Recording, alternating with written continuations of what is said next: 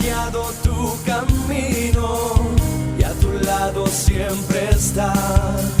Sus promesas cumplirá y a su tiempo lo verás. Eres parte del pueblo de Dios, Él te levantará, te restaurará y tu victoria llegará.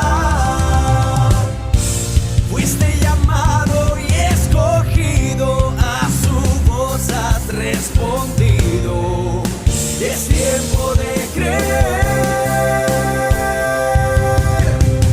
Centro Victoria, nacimos para vencer.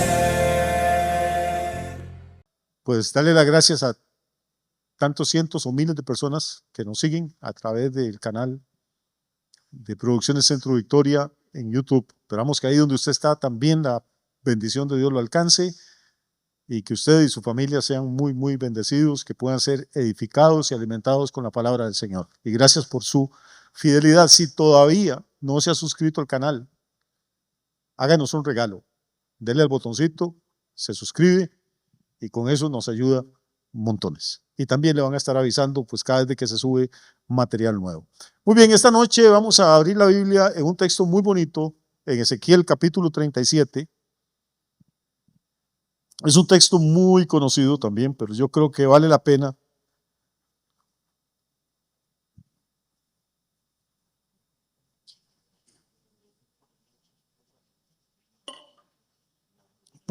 que le demos una repasadita. Ezequiel 37 es un texto famoso por una profecía, una visión que tuvo este hombre de Dios. Ezequiel, Dios lo lleva y le muestra algo, le muestra un valle. Eso es algo que nosotros deberíamos entender. Vivimos en un valle del General. Le muestra un valle, probablemente inmenso, pero ese valle es un valle muy peculiar. No tiene ni ríos, ni bosques, sino que está lleno. Tampoco está lleno de piedras. Vamos a ver qué es lo que dice el texto. Versículo 1 dice: la mano de Jehová vino sobre mí y me llevó en el espíritu de Jehová y me puso en medio de un valle que estaba lleno ¿de qué? De huesos.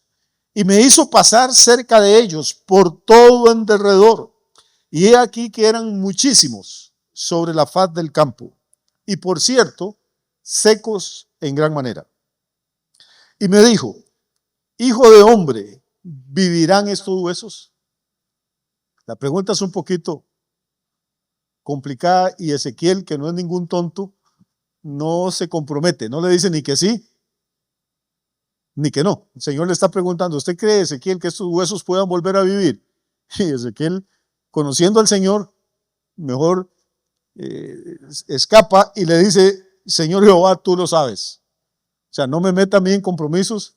Usted es el que sabe si esos huesos podrán tener vida nuevamente o no podrán. Y entonces el Señor dice, me dijo entonces: profetiza sobre estos huesos y diles: huesos secos, oíd palabra de Jehová. Vamos a ver, ¿cómo se sentiría usted si alguien lo pone a hablarle un poco de huesos? A veces le habla a uno de los hijos que están vivos y no le hacen caso. Le habla usted al marido y que está sano y no le da pelota. Qué esperanza de hablarle un poco de huesos. Pero a veces el Señor nos pone a hacer cosas así un poquito extrañas, ¿no? Y pone entonces al profeta y le dice: háblales, profetízales y dile: huesos secos, oíd palabra de Jehová. O sea, les voy a profetizar. Prepárense porque les tengo un mensaje, huesos secos. ¿Cuál es el mensaje? Dice el versículo 5: así ha dicho Jehová el Señor a estos huesos: he aquí, yo hago entrar espíritu en vosotros y viviréis. Y pondré tendones sobre vosotros, y haré subir sobre vosotros carne, y os cubriré de piel, y pondré en vosotros espíritu, y viviréis, y sabréis que yo soy Jehová. Así que lo que está profetizando aquí no es cualquier cosa. Está haciendo un anuncio extraordinario. Trata de imaginarse la escena. Es un valle con miles o millones de huesos secos, desperdigados. Una calavera por una punta, o allá a kilómetros de distancia un fémur, por allá un diente, por allá las falanges de los dedos. Y no solo están secos, sino que la Biblia dice que están secos en gran manera. O sea, que no son muertos recientes, son huesos que han yacido ahí durante siglos, probablemente. Están secos, resecos en gran manera. Y Ezequiel, tomado por el Espíritu Santo, empieza a hablarle a esa multitud de huesos. Y lo que les está diciendo es algo impresionante. Tal vez nosotros leemos la Biblia y no nos paramos a meditar. Está diciendo que el Espíritu de Dios va a venir sobre ellos. Y no solo eso, que a esos huesos van a venir tendones. Y sobre los tendones carne. Y sobre la carne piel. Profeticé pues como me fue mandado. Y hubo un ruido mientras yo profetizaba. Y he aquí un temblor. Y los huesos, ¿a qué creen que se debía el ruido y el temblor? ¿Perdón? A que de pronto hay cientos de miles o millones de huesos agitándose, moviéndose, arrastrándose, no sé cómo, chocando unos con otros. Y por más pequeño que sea el sonido que hace uno, cuando son miles o millones de sonidos, hay un ruido, hay un estruendo, y como un temblor en el valle.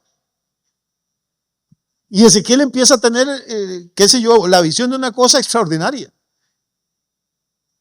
Empieza a ver un cráneo que estaba allá en San Rafael Norte, arrastrándose hasta un fémur que estaba en Pacuar. Y una costilla que estaba por el Alto de San Juan, atravesando todo el valle para unirse con la otra costilla o con la columna vertebral. O sea, es que ni siquiera podemos imaginarnos esto. La escena es como impresionante. Alguien debería hacer una película o pintar un cuadro de esto. Porque uno lee y le pasa así, sonaron los huesos. No, hay un temblor porque hay miles y miles de huesos moviéndose y buscándose y chocando unos con otros en el proceso, y eso genera ruido y genera temblor. Y los huesos se juntaron, cada hueso con su hueso. Entonces ahora, terminada esta primera fase del proceso, ¿qué es lo que tenemos? Ya no tenemos un valle lleno de huesos secos, ahora tenemos un valle lleno ¿de qué? ¿De qué? De esqueletos. Ahora cada hueso encontró la parte al otro hueso que había perdido hacía siglos. Y tenemos algo un poquito más lindo que lo que teníamos cuando empezamos. Un poquito más ordenado. Pero todavía siguen siendo esqueletos. Y aquí viene la segunda parte de la profecía. Porque el versículo 8 dice, miré y he aquí tendones sobre ellos. Y la carne subió. Y la piel cubrió por encima de ellos, pero no había en ellos espíritu. Aquí cambia otra vez el escenario. Empezamos con un montón de huesos, luego pasamos a un valle lleno, ya no de huesos secos, sino de esqueletos secos. Ahora ya no tenemos un valle lleno de esqueletos, porque le subió tendón, carne y piel a esos huesos. Ahora tenemos un valle lleno ¿de qué? ¿Perdón? De cadáveres. Ordenados, bonitos, cada uno con su... pero muertos. O sea, ya estamos en presencia de una cosa extraordinariamente milagrosa. Entiéndame que esto es una visión, no es algo literal. Esto es lo que Ezequiel está viendo en el espíritu, dice. Ya con solo que me hubieran dejado a mí el valle lleno de cadáveres, yo hubiera quedado contento. Qué milagro tan extraordinario. Es mejor eso, saber quién era varón, quién era mujer, quién era joven, quién era viejo, que aquel desperdigar de huesos por todas partes. Pero falta todavía la parte más interesante. El Señor sigue, no está contento, y en el versículo 9 le dice, profetiza al Espíritu, profetiza, hijo de hombre, y di al Espíritu, así ha dicho Jehová el Señor, Espíritu, ven de los cuatro vientos y sopla sobre estos muertos y vivirán. Y profeticé como me había mandado, y entró Espíritu en ellos, y vivieron, y estuvieron sobre sus pies. Ahora, cuando están muertos están acostados, pero ahora que entra el Espíritu empiezan a respirar, ¿y qué hacen? Se levantan, se ponen de pie, están sobre sus pies. Un ejército grande en extremo. Vean ustedes lo que puede hacer la palabra de Dios, el Espíritu Santo trabajando juntos. Tomar un valle lleno de huesos y ahora en ese valle lo que tenemos es un ejército. Un ejército de hombres listos para pelear. Esto tiene muchas aplicaciones, pero hoy nos vamos a concentrar en una y realmente no voy a predicar de esto, es nada más como la introducción. Hoy, si ustedes me permiten, quiero dar como una pequeña charlita de historia que yo creo que les va a ayudar. ¿Está bien? Sí. Y si no les ayuda, ni modo, pero yo lo voy a tratar de dar con la mejor intención. No va a ser muy fácil, así hay que poner un poquito de atención.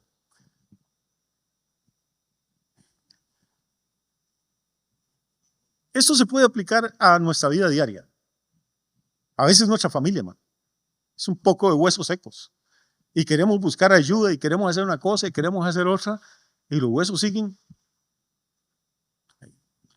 A veces disimulamos un poco, ya no vimos en el pleito que vivíamos antes, pero entonces por lo menos cuando llegan visitas le sonreímos a la mujer y los chiquillos se portan bien, pero cuando se van las visitas volvemos a lo mismo.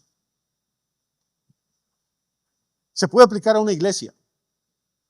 A veces veo un montón de gente sentada, nosotros, y lo que Dios está viendo son huesos secos, gente que ni aman a Dios, ni oran, ni ayunan, ni les preocupa el reino, ni les preocupan las cosas del Señor, ni les preocupa la palabra.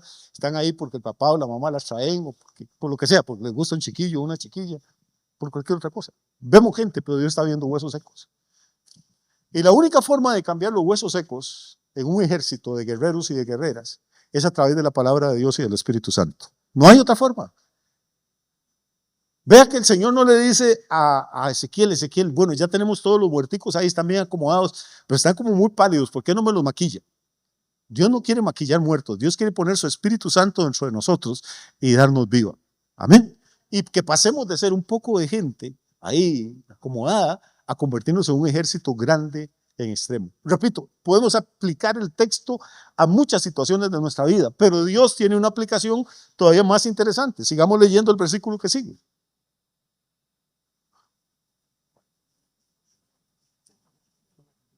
Me dijo luego, ahora Dios empieza a explicarle, porque la Biblia tiene un montón de cosas difíciles de entender. La Biblia tiene muchas cosas extrañas. No se deje engañar con el que le diga que la Biblia es fácil de entender. La ventaja es que si usted se busca a Dios y pide sabiduría, el mismo Espíritu Santo le va a ayudar y la Biblia misma explica los pasajes difíciles. Y ahora aquí viene la explicación de la visión que Ezequiel ha tenido. Me dijo luego, hijo de hombre, todos estos huesos son ¿qué? ¿Quién son? La casa de Israel. He aquí ellos dicen, nuestros huesos se secaron y pereció nuestra esperanza y somos del todo, ¿qué? Destruidos. Todo esto está ocurriendo en un momento en que Babilonia, el imperio babilónico, había atacado a los israelitas, al reino del sur, al reino de Judá. Y los babilonios habían destruido las murallas de Jerusalén, habían quemado el palacio del rey, habían quemado todas las casas de Jerusalén y lo peor, quemaron el templo. Se robaron los vasos de oro y los instrumentos que tenían en el templo para adorar al Señor. Mataron a miles de hombres y se llevaron a otros miles cautivos hasta una tierra de idolatría y de perversidad y de violencia como era Babilonia. Y dejaron nada más a los más pobres de la tierra, a los que no tenían ni oficio ni beneficio, a los que no tenían ninguna profesión, a los que no tenían dinero, a los que no podían representar ninguna amenaza para el gobierno que Babilonia iba a establecer ahí. Y ese resto, ese remanente que queda ahí arruinado, viudas, huérfanos, gente sin plata, las cosechas quemadas, los babilonios se comieron las ovejas, se comieron los rebaños, ahí no queda nada. Lo que ellos se ven a sí mismos es como un valle de huesos secos. Y el Señor le dice a Ezequiel, estos huesos secos son la casa de Israel, porque ellos dicen nuestra esperanza está muerta. O sea, no tenemos arreglo, no tenemos solución. No sé si usted alguna vez se ha sentido así en la vida, pero hay veces en que el problema es tan grande, la dificultad es tan cuesta arriba, que uno siente que ya no puede más, que no hay esperanza, que no hay salida. Pero Dios siempre es capaz de sacarse algún conejo del sombrero. Y Dios les dice a ellos, verso 12, por tanto profetiza y dice, así ha dicho Jehová el Señor, he aquí, yo abro vuestros sepulcros, pueblo mío, y os haré subir de vuestras sepulturas, y os traeré a la tierra de Israel. ¿Por qué los va a traer a la tierra de Israel? Porque Babilonia se los había llevado. Los voy a volver a traer, yo los voy a volver a establecer aquí. Va a volver a haber un templo, va a volver a haber ceremonias, fiestas, adoración, sacrificios. Ahora están en el sepulcro, ahora están pasando un mal momento, pero yo los voy a restaurar. Y quiero hablar de esto esta noche, básicamente como introducción para compartir con ustedes la charlita que les dije que quería compartir. ¿Está bien? Estamos saturados de noticias hoy en día sobre lo que está pasando en el Medio Oriente. Tenemos 45 años de decirle a quien quiera oír y a quien no quiera que para entender lo que está pasando en el mundo y para entender el plan profético de Dios, lo primero que tenemos que hacer es comprender qué significa la nación de Israel en el plan de Dios. El destino del mundo no se juega en Rusia, ni en China, ni en Estados Unidos, se juega en un paisecito que es la mitad del tamaño de Costa Rica. Probablemente usted no se ha enterado porque en las noticias uno cree que los periodistas saben algo. No, no saben nada. Lo que hacen es repetir lo que les dicen que anuncien. Entonces, lo que hay es una confusión enorme. Desde hace más de un año se está combatiendo en un pedazo de territorio que se llama Gaza. Si usted lee la Biblia, y si la ha leído, y lee el Antiguo Testamento, va a descubrir que Gaza existía hace más de 3000 años. Tiene ese lugar de estar existiendo. Y que siempre fue un lugar de conflicto. Ahí fue donde Sansón, hace 3500 años, se llevó las puertas de Gaza al hombro. Ahí se libraron batallas. Y 3000 años después estamos exactamente en la misma situación, con otras armas, con otra tecnología, pero se están peleando las mismas batallas. Y en este momento, la opinión pública del mundo entero, o casi del mundo entero, está en contra de Israel. Que qué bárbaros, que genocidio, que lo que están haciendo, que esa tierra es de los palestinos. Y usted oye a gente en los noticieros y lee cosas en las redes sociales que uno dice, pero ¿hasta dónde puede llegar la ignorancia de las personas? ¿Por qué antes de comentar algo o de hablar primero no se informan? Y quiero empezar entonces esta noche por ahí. Es terrible lo que está pasando en el Medio Oriente. Es terrible que mueran niños. Yo no he visto ninguno muerto. Ni enseñan ninguno en las noticias tampoco. Hablan de cada vez que Israel ataca, y se atacó una escuela, atacó un hospital, como si se dedicaran a matar enfermos y a matar niños. Pero lo que están haciendo es volver las emociones de la gente en contra del pueblo de Israel. Pero la historia de Israel, aparte de la Biblia, es una historia apasionante. No todo lo que los israelitas están haciendo estará bien. No todos los israelitas son santas personas. De hecho, la mayoría de ellos en este momento ni siquiera creen en Cristo, ni siquiera creen en el Evangelio. Si ustedes me dijeran, pastor, váyase a Israel y abrimos una iglesia en Israel, no puedo porque el gobierno de Israel no permite la libertad de cultos. No permite que haya ahí misioneros cristianos levantando iglesias. Entonces tampoco es que estamos diciendo que son santos y que están a punto de sacarles alitas en las espaldas. No, no es eso. Pero lo que estamos diciendo es que Dios, el Dios de la Biblia, el Dios que usted adora y que yo creo, ese Dios tiene un pacto eterno. Y mañana vamos a estar enseñando sobre el pacto davídico. Si quiere aprender un poquito más de esto, venga mañana a las 9, porque es importante. Pero si no va a venir, después lo puede ver en YouTube. ¿Qué es lo que está pasando realmente? Lo que usted oye y ve en las noticias es decir que Palestina tiene un pueblo, hay un gentilicio a los que ellos le dicen los palestinos, y que Israel está masacrando a los palestinos. Entonces vamos a empezar despacio esta noche, ¿está bien? ¿Sí? Bueno, respire profundo. Vamos a ver, no existe nada que se llamen palestinos. Empecemos por ahí. Todo esto es un invento, no existe. Existen personas que viven en Gaza, no existen palestinos. Y vamos a ir muy, pero muy despacio. ¿De dónde viene el nombre Palestina? Ese nombre se lo pusieron los romanos al territorio de Israel. En el año 135 después de Cristo, recuerde que en el año 70 después de Cristo, los romanos destruyeron Jerusalén otra vez, ¿se acuerdan? ¿Sí? Murió casi 1 millón de judíos combatiendo y otro 1 millón de judíos fueron deportados y llevados a Roma. Y los romanos tomaron a esos judíos, los echaron al Coliseo, a las fieras para que se los comieran, los echaron a los gladiadores para que los mataran. Las mujeres judías fueron vendidas en todos los prostíbulos del Mediterráneo. Y acuñaron una medalla muy linda, algún día les voy a traer una para que la conozcan, donde se ve una mujer sentada llorando bajo una palmera y en latín, que era el idioma de Roma, dice Judea capta est. Judea fue llevada cautiva. Eso fue en el año 70. En el año 135, los judíos que habían quedado ahí organizan una rebelión. Un hombre que se llama Simón Bar Kokhba, o Simón, el hijo de la estrella, les dice que como ellos, que son el pueblo de Dios, van a estar sometidos a los romanos, que son paganos, idólatras y todo lo demás.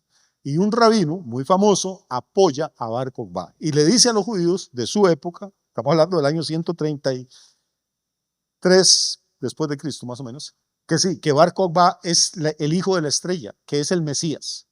Y estos judíos se levantan otra vez contra Roma. Recuerden que hace 65 años los habían destrozado, pero ahora esta nueva generación se levanta y pelean, y esta vez los romanos pierden la paciencia totalmente. Dicen, estos judíos son ingobernables, no se sujetan, lo que hay que hacer es hacer otra matazón, y matan a otro poco de judíos, destruyen lo que quedaba de la ciudad, y hacen algo más terrible. Toman sal, que era casi tan cara como el oro, y aran todos los campos alrededor de Jerusalén y los riegan con sal, para que nunca más pueda volver a crecer ninguna planta ahí. Estamos hablando año 135 después de Cristo. Y entonces en esta época el emperador de Roma, en el año 70 se llamaba Tito, en el año 135 se llama Adriano. Y Adriano toma una decisión.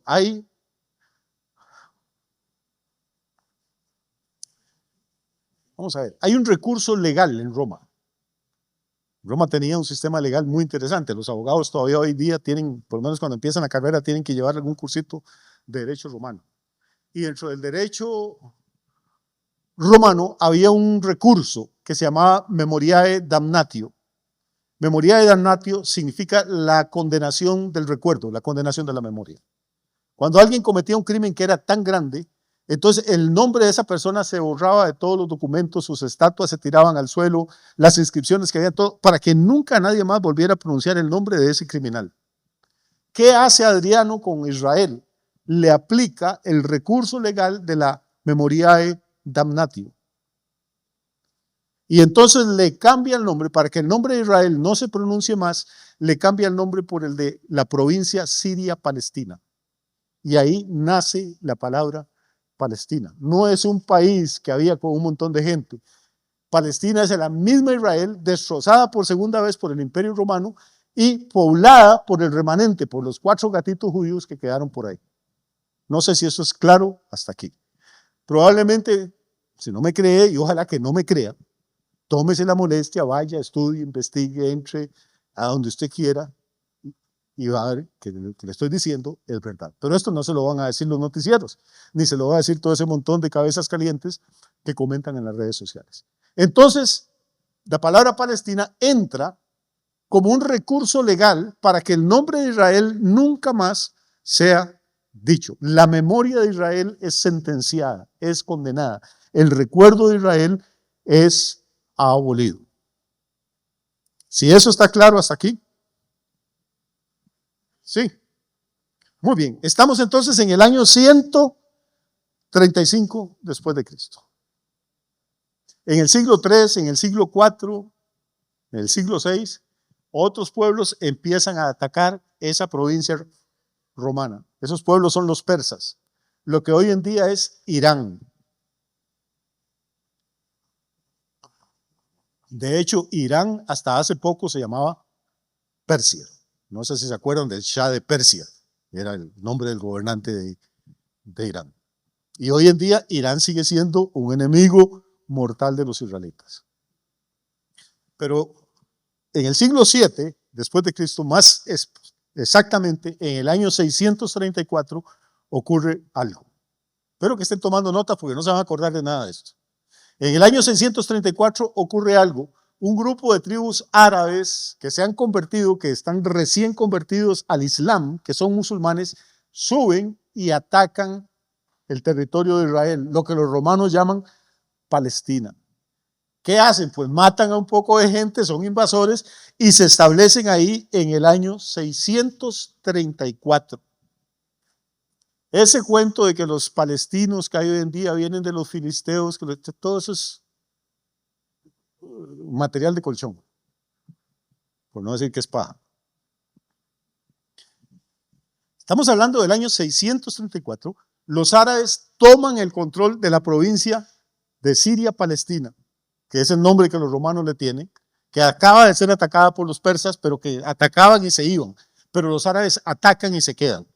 Y se quedan ahí desde el año 634 hasta el año 1000. 1100 casi. O sea, se quedan casi 400 años ahí. Jerusalén y todos los lugares que usted conoce en la Biblia son controlados por los árabes desde el año 634 hasta el año 1099 después de Cristo. ¿Qué ocurre en el año 1099?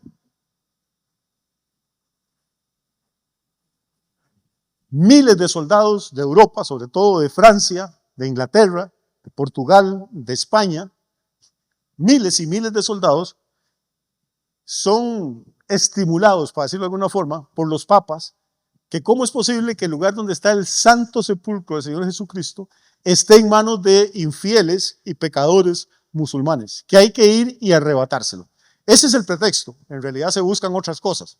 Se buscan las mercancías que hay en esos lugares, se busca la riqueza, pero entonces cada país de Europa, cada reino aporta sus caballeros, sus caballos, contratan barcos, sobre todo en Venecia, y empiezan a surcar los mares hasta llegar a Palestina, territorio de Israel, pero ocupado por los árabes desde hace 400 años. Nadie te dice nada de eso. Lo que te dice es que pobrecitos los árabes, que los israelitas son los invasores. Pero la historia del Islam es una historia de sangre, es una historia, ellos dicen que son la religión de la paz, pero es una historia de invasiones, de guerras. No vayamos muy largo, vaya a España. España estuvo durante 800 años invadida por los árabes. 800 años no es poca cosa. Imagínense que desde Colón a nuestra época lo que han pasado son 500 años y vea todo lo que ha ocurrido en 500 años. Ahora estos árabes controlaron España durante 800 años y tienen 400 años, en el año 1099, tienen 400 años de estar gobernando el territorio que legítimamente le pertenece a Israel, bíblicamente e históricamente. En el año 1099, por fin, una de las cruzadas, porque fueron varias, logra la victoria y conquistan Jerusalén en el mes de julio de 1999. Y se establece en Jerusalén algo que se llama el reino cristiano de Jerusalén. Esa misma Jerusalén donde Salomón había construido el templo, esa misma Jerusalén que David había conquistado 50 años antes de Salomón, esa misma Jerusalén por la que se está peleando hoy en día. Este es el pedazo de bien raíz, la piece of real estate más disputado del mundo. Es el lugar donde se ha derramado más sangre en la historia y ahí no hay nada bonito. Pero hay algo espiritual en Jerusalén, porque la Biblia dice que esta es la ciudad que Dios ama, que es la ciudad que Dios escogió para poner su trono ahí, que es la ciudad donde David va a gobernar en el milenio. Entonces no ha habido un país, no ha habido un imperio, no ha habido un reino que no quiera conquistar Jerusalén. Y ahora, a partir de julio del año 1099, se establece ahí entonces en Jerusalén una cosa que se llama el reino de Jerusalén, reino cristiano. ¿Quiénes son? Pues son europeos que han venido a pelear ahí, a combatir, que por una vez derrotaron a los árabes y hay una matanza terrible esa vez. De hecho, los mismos cruzados, que era como se llamaban los conquistadores estos católicos, los cruzados cuentan y dicen que mataron tantos árabes que la sangre de los muertos llegaba hasta la altura de las rodillas de los soldados. Solo uno de estos cruzados, un inglés, los estoy aburriendo mucho, es que a mí me gusta la historia, entonces me emociono y creo que a los demás les importan un pepino. Pero es que esto es importante para entender lo que está pasando. Hay un rey inglés que es famoso en la historia, se llama Ricardo Corazón de León. Probablemente si vio la película de Robin Hood, se acordará de Ricardo Corazón de León, que tenía un hermano que llamaba Juan Sin Tierra, pero eso es otra historia. Ricardo Corazón de León es famoso como un gran héroe. Pero Ricardo es uno de los reyes que van a pelear a Jerusalén, que la conquistan. y en una batalla toma 2.500 musulmanes prisioneros, se rinden. ¿Y sabe qué hace este señor cristiano? Llama a las esposas, a los hijos de los prisioneros, los pone al frente y luego degüellan uno por uno a 2.500 árabes. Por eso también es que los árabes odian a los cristianos, los musulmanes, no los quieren para nada. De hecho, en los países musulmanes no hay cruz roja, porque los cruzados iban sobre la armadura llevaban un manto blanco y una cruz roja al frente, por eso se llamaban los cruzados. Y solo la palabra cruz o cruzado para los musulmanes les recuerda todas estas guerras y toda esta cosa. Entonces los hospitales de ellos, sus ambulancias y todo, se llaman la media luna roja. Se ve como algo que ocurrió hace casi 1000 años, todavía sigue repercutiendo en la vida de la gente. Pero este reino cristiano, manejado por la Iglesia Católica desde Roma, este reino cristiano de Jerusalén en realidad es efímero, dura muy poco. Y en el año 1187, estamos hablando que en 1099 toman Jerusalén, y en el año 1187 un sultán o un guerrero árabe que se llama Saladino reconquista Jerusalén. ¿Qué duraron entonces? Duraron 88 años nada más en manos de la Iglesia Católica, duró Jerusalén. De la Iglesia Católica a través de los cruzados. Y entonces ahora los musulmanes, a punta de guerra y a punta de sangre, siguen controlando Jerusalén. Entiéndame, no hay ningún palestino. ¿Me estoy explicando hasta ahora?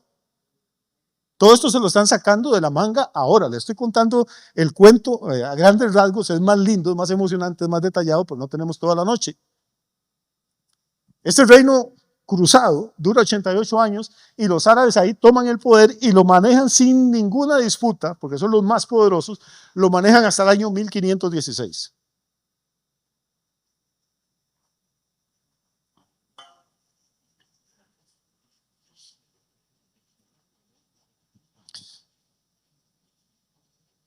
En el año 1516 ya se ha levantado otro imperio. Se conoce en la historia con el nombre del Imperio Otomano.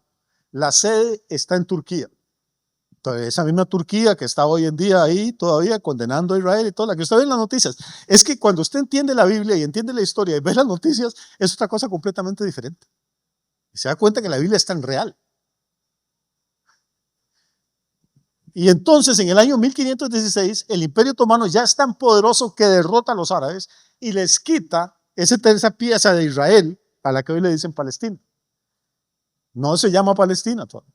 Los romanos fueron los que le pusieron ese nombre, el emperador Adriano, en el año 135 después de Cristo. Pero ahora en 1516 entonces los otomanos vienen y toman el control. Y no solo conquistan esa zona, son un imperio muy poderoso y conquistan muchas tierras alrededor. Y su gobierno ahí en Palestina dura 400 años. De hecho, para ser exactos, dura casi 401 años. Dura desde 1516 hasta 1917. ¿Qué ocurre en 1917? ¿Siguen conmigo? Aquí. Ahora volvemos a los huesos secos. Es para que vean dónde vienen.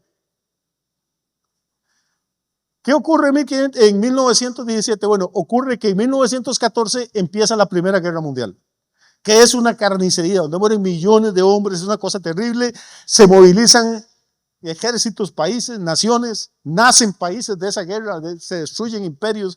El imperio austrohúngaro desaparece en Europa y el imperio otomano desaparece en Asia. Son derrotados. Y los turcos, con su imperio, se rinden.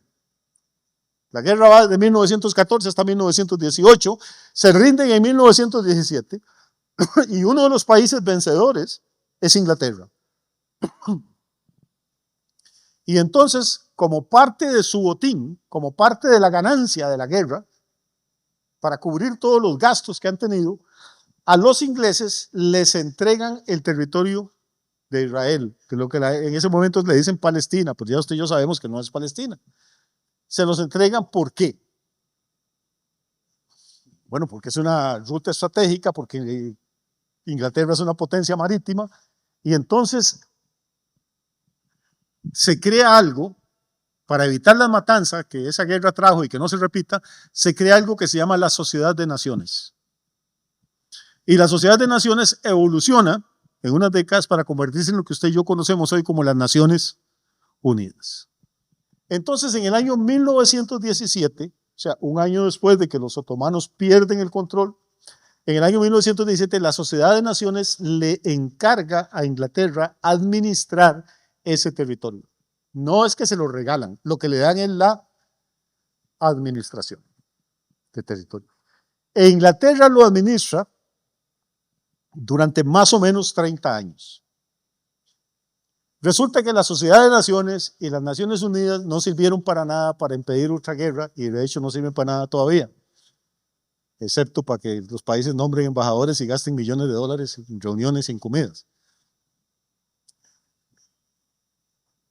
Y en 1939 estalla la Segunda Guerra Mundial. Y en esa Segunda Guerra Mundial se levanta un señor que se llamó Adolfo Hitler, que es como un tipo profético del anticristo. Y este hombre, nadie sabe cómo, con una sabiduría increíble, porque no tenía ningún título de nada, no había sido un soldado raso en la Primera Guerra Mundial, este hombre se convierte en el dueño del mundo y conquista Asia, África, Europa, hace lo que le da la gana. Pero tiene una obsesión en su mente que no se le arranca a nadie, y la obsesión es que para que Alemania sea grande, tiene que eliminar hasta el último judío del mundo. Y entonces el ejército alemán entra a Rusia y asesina a cientos de miles de judíos, hombres, mujeres, niños, ancianos. Todos hemos leído, hemos visto las películas, conocemos la historia de los campos de concentración. 6 millones de seres humanos fueron torturados, quemados, esclavizados, simplemente porque eran judíos. Por eso cuando volvemos a la historia de Ezequiel 37, nos damos cuenta que toda profecía en la Biblia tiene 2 cumplimientos. Ellos dijeron: pereció nuestra esperanza, somos destruidos porque Babilonia se los había llevado. Pero Dios le dijo: los voy a sacar de su sepulcro y los voy a volver a traer. ¿Se acuerdan? Ese fue el primer cumplimiento. Pero el segundo es en 1939 o 1940, ser judío en Rusia, en Polonia, en Alemania, en Francia, en Dinamarca, donde fuera, era una sentencia de muerte. Y no solo ser judío. Si usted era hijo de judíos, o nieto de judíos, o bisnieto, igual lo mataban. No importa que fuera bautizado católico o bautizado protestante, no era una cuestión de religión, era una cuestión de raza. Y cuando la guerra termina, hay 60 millones de muertos en todo el mundo. Europa está destruida, Asia, África, el mundo entero está patas arriba, pero hay un hueco en la población del mundo. Aparte de los 60 millones, faltan 6 millones de judíos. Y el mundo queda horrorizado cuando los soldados entran a los campos de concentración y ven literalmente los cadáveres, los esqueletos, los huesos amontonados. El mundo entra en una crisis y dice: ¿cómo pudimos permitir que esto le pasara a esta gente? Estos judíos no habían hecho nada. Entonces las Naciones Unidas empiezan a desarrollar una serie de planes para tomar a los judíos que han quedado vivos y ver dónde los reubican. Porque desde el año 135 después de Cristo, los judíos han andado errantes por el mundo en algo que se llama la diáspora. Porque tienen su Dios, tienen su Biblia, tienen su fe, pero no tienen tierra. Los romanos se la quitaron, después los persas, después los árabes, después el reino católico, después los árabes otra vez, después el imperio otomano, y nadie los... Entonces las Naciones Unidas inventan tomar una isla africana que se llama Madagascar y mandar a los judíos a Madagascar. Todos los países del mundo le cierran la puerta a los judíos que sobreviven, ni Estados Unidos los quiso recibir, ni Costa Rica.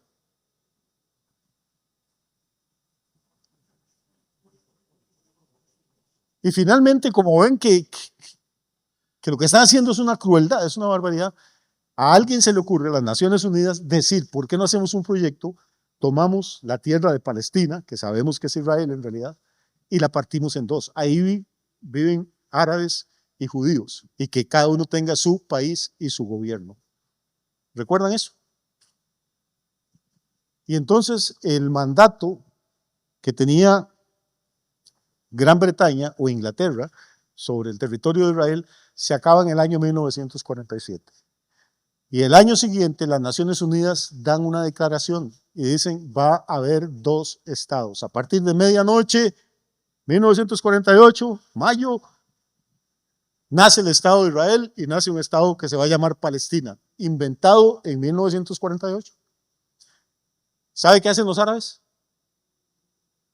A las 12 de la noche declararon la partición de la tierra, las Naciones Unidas. A las 12:01 estaban atacando y matando judíos.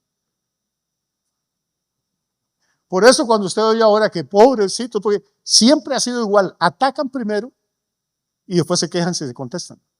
Hace 4 o 5 días Irán mandó 181 misiles balísticos contra Israel. Ayer Israel atacó las bases en Irán, que recuerden que llamaba Persia, que desde el Antiguo Testamento están peleando, atacó las bases de donde salían esos misiles. Entonces el gobierno de Irán se queja ante las Naciones Unidas que lo que Israel está haciendo es ilegal. O sea, ellos mandan 181 misiles contra ciudades, contra pueblos de Israel. Israel ataca las bases de donde le mandaron los misiles y van y ponen una queja que Israel está haciendo algo ilegal. Y lo peor es que las Naciones Unidas los atienden y le procesan y condenan a Israel.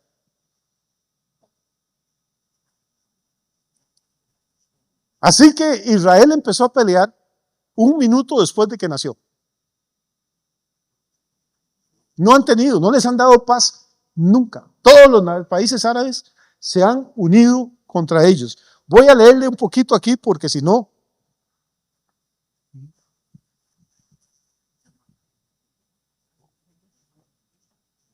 ¿resisten 10 minutos más? Sí. Ok. Entonces, la primera guerra es en 1948. Se unen Irak, que es un país riquísimo y poderoso en petróleo y en ejército, Egipto, que entonces en esa época se llama la República Árabe Unida, y Jordania, y Siria, se unen para atacar a Israel. E Israel los derrota. Y durante esa batalla, el ejército de Egipto, les repito, es un país enorme, era una potencia, antes de que naciera Israel, Egipto, que es el mismo Egipto que estamos leyendo desde el libro del Éxodo. Egipto ocupa una parte del territorio de Israel que se llama Gaza. Todavía en 1948 no hay ningún palestino en Gaza, lo que hay son soldados egipcios ocupando ese territorio que lo han ocupado los otomanos, los árabes, los católicos, el mundo entero, los romanos.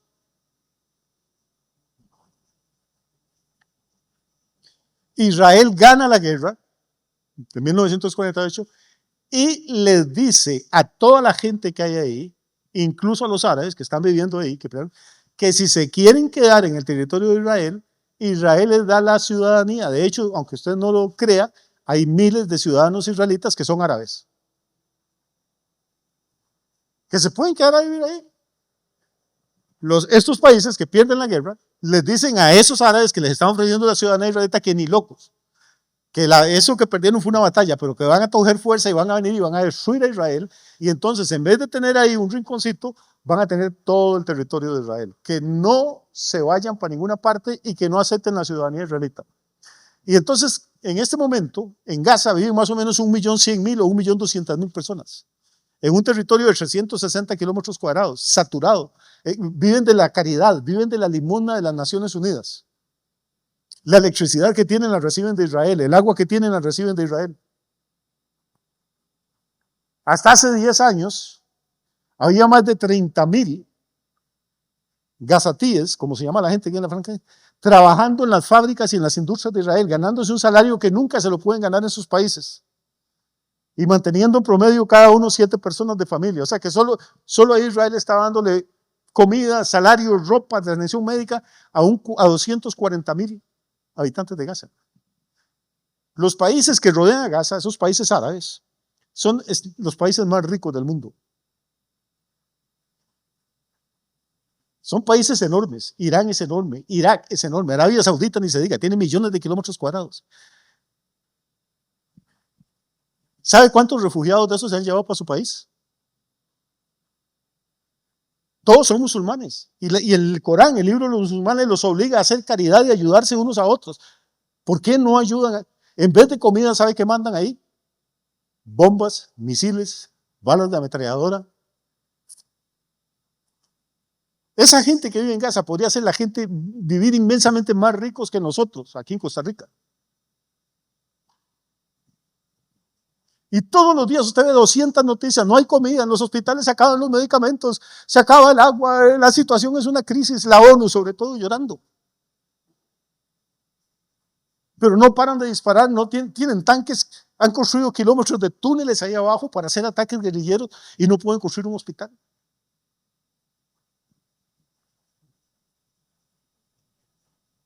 Y hay una campaña a nivel mundial para lavarle el cerebro a la gente, para cegarla, para que no entienda qué es lo que está pasando.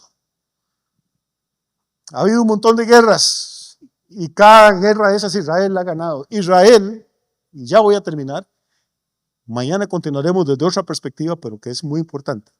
Israel es el único país del mundo, entienda esto, aunque solo esto se acuerde esta noche. Israel es el único país del mundo que no puede perder una guerra. Casi todos los países de este planeta hemos perdido guerras. ¿Sabe? Costa Rica perdió una. ¿Usted sabía eso? Perdimos una guerra contra Panamá. La guerra de Coto, pero eso es otro estudio bíblico. Y estamos cachetones y rosados. Japón perdió una guerra. Le cayeron 2 bombas atómicas encima y es una potencia en el mundo. Alemania quedó en los suelos. Perdió la guerra y es una potencia en el mundo. Todos los países que han perdido guerras sobreviven y más bien prosperan.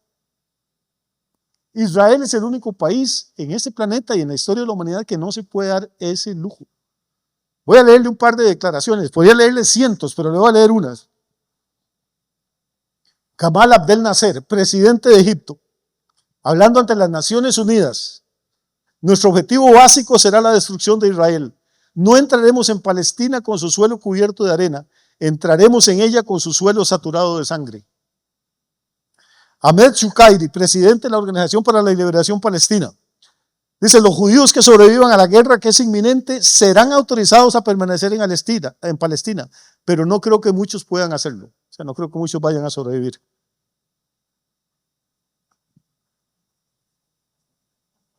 Toda la carta fundamental de Hamás lo que dice es que la misión de ellos es echar hasta el último israelita al mar, borrar a Israel de la faz de la tierra. Ese ha sido el sueño de naciones enteras, los faraones, los césares, los árabes, pero nunca han podido, porque Dios tiene un pacto con ese pueblo, con todos sus defectos, con todos sus pecados, con todas sus rebeliones. ¿Por qué Dios los ama? No tengo la menor idea, como tampoco entiendo por qué Dios me ama a mí, ni a usted menos.